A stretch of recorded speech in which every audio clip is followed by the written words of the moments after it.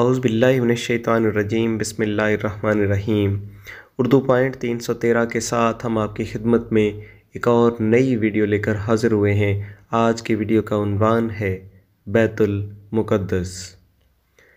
آپ کے بچے بھلے آپ سے پوچھیں یا نہ پوچھیں، آپ انہیں یہ ضرور بتایا کیجئے کہ ہم فلسطین سے اس لیے محبت کرتے ہیں کہ یہ فلسطین انبیاء علیہ السلام کا مسکن اور سرزمین رہی ہے۔ حضرت ابراہیم علیہ السلام نے فلسطین کی طرف ہجرت فرمائی۔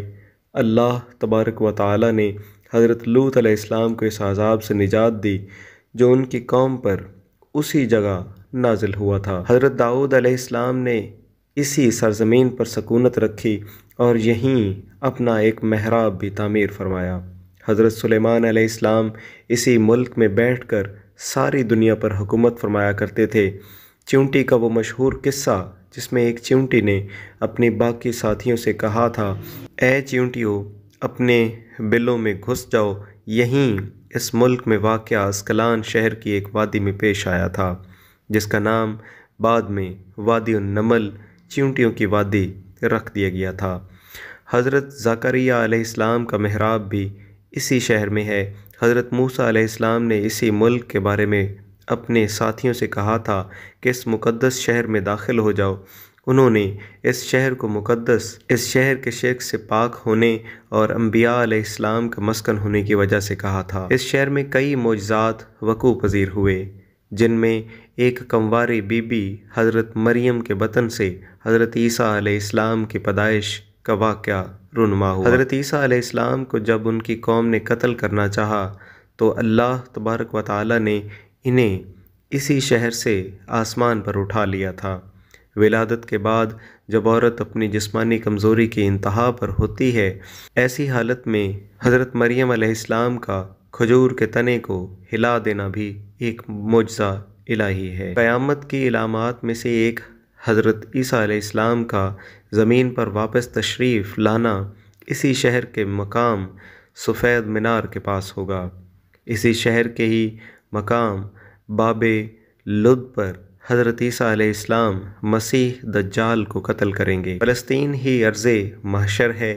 اسی شہر سے ہی یاجوج ماجوج کا زمین میں قتال اور فساد کا کام شروع ہوگا۔ اسی شہر میں وقوع پذیر ہونے والے قصوں میں سے ایک قصہ طالوت اور جالوت کا بھی ہے۔ فلسطین کو نماز کی فرضیت کے بعد مسلمانوں کا قبلہ اول ہونے کا اعزاز بھی حاصل ہے۔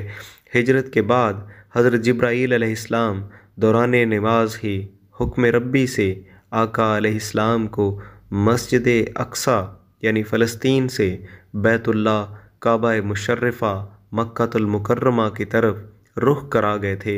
جس مسجد میں یہ واقعہ پیش آیا وہ مسجد آج بھی مسجد قبلتین کہلاتی ہے۔ حضور اکرم صلی اللہ علیہ وسلم معراج کی رات آسمان پر لے جانے سے پہلے مکہ المکرمہ سے یہاں بیت المقدس فلسطین لائے گئے۔ سرکار دو عالم صلی اللہ علیہ وسلم کی اقتداء میں انبیاء علیہ السلام نے یہاں نماز ادا فرمائی۔ اسی طرح فلسطین ایک بار پھر سارے انبیاء کا مسکن بن گیا۔ سیدنا ابو ذر رضی اللہ تعالیٰ عنہ کہتے ہیں کہ میں نے رسول اللہ صلی اللہ علیہ وسلم سے عرض کیا کہ زمین پر سب سے پہلی مسجد کون سی بنائی گئی؟ تو آپ صلی اللہ علیہ وسلم نے فرمایا کہ مسجد الحرام یعنی خانہ کعبہ۔ میں نے عرض کیا کہ پھر کون سی مسجد بنائی گئی؟ تو آپ صلی اللہ علیہ وسلم نے فرمایا کہ مسجد الاقصیٰ یعنی بیت المقدس۔ میں نے پھر عرض کیا کہ ان دونوں کے درمیان کتنا فاصلہ تھا؟ آپ صلی اللہ علیہ وسلم نے فرمایا کہ 40 برس کا، اور تو جہاں بھی نماز کا وقت پا لے وہیں نماز ادا کر لے، پس وہ مسجد ہی ہے۔ وصال حبیبنا صلی اللہ علیہ وسلم کے بعد حضرت ابوبکر صدیق رضی اللہ تعالیٰ عنہ کو ارتداد کے فتنہ اور دیگر کئی مشکلات سے نمٹنے کے لیے عسکری اور افرادی قوت کی اشد ضرورت کے باوجود بھی ارض شام یعنی فلسطین کی طرف آپ صلی اللہ علیہ وسلم کا تیار کردہ لشکر بھیجنا بھی ایک ناقابل فراموش حقیقت ہے۔ اسلام کے سنہری دور فاروقی میں دنیا بھر کی فتوحات کو چھوڑ کر محض فلسطین کی فتح کے لیے خود سیدنا عمر کا چل کر جانا اور یہاں پر جا کر نماز ادا کرنا اس شہر کی عظمت کو اجاگر کرتا ہے۔ دوسری بار بائینہ معراج کی رات بروز جمعہ 27 رجب 583 ہجری کو صلاح الدین ایوبی کے ہاتھوں اس شہر کا دوبارہ فتح ہونا بھی ایک نشانی ہے۔ بیت المقدس کا نام قدس قرآن سے پہلے تک ہوا کرتا تھا۔ قرآن نازل ہوا تو اس کا نام مسجد اقصیٰ رکھ گیا۔ قدس اس شہر کی اس تقدیس کی وجہ سے ہے جو اسے دوسرے شہروں سے ممتاز کرتی ہے۔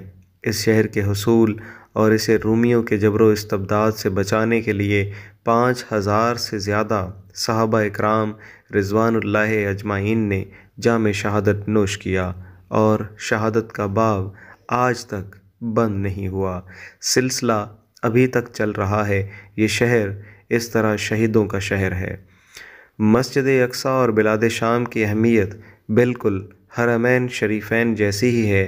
جب قرآن پاک کی یہ آیت والتین والزیتون وطور سینین وہذا البلد الامین نازل ہوئی تو حضرت ابن عباس رضی اللہ تعالیٰ عنہ کہتے ہیں کہ ہم نے بلاد شام کو التین انجیر سے، بلاد فلسطین کو الزیتون زیتون سے، اور طور سینین کو مصر کے پہاڑ کوہ طور جس پر جا کر حضرت موسیٰ علیہ السلام اللہ پاک سے کلام کیا کرتے تھے سے استدلال کیا۔ فلسطین کی عظمت کا اندازہ اس بات سے بھی لگایا جا سکتا ہے کہ یہاں پر پڑھی جانے والی ہر نماز کا اجر 500 گنا بڑھا کر دیا جاتا ہے۔ وما علینا الا البلاغ المبین۔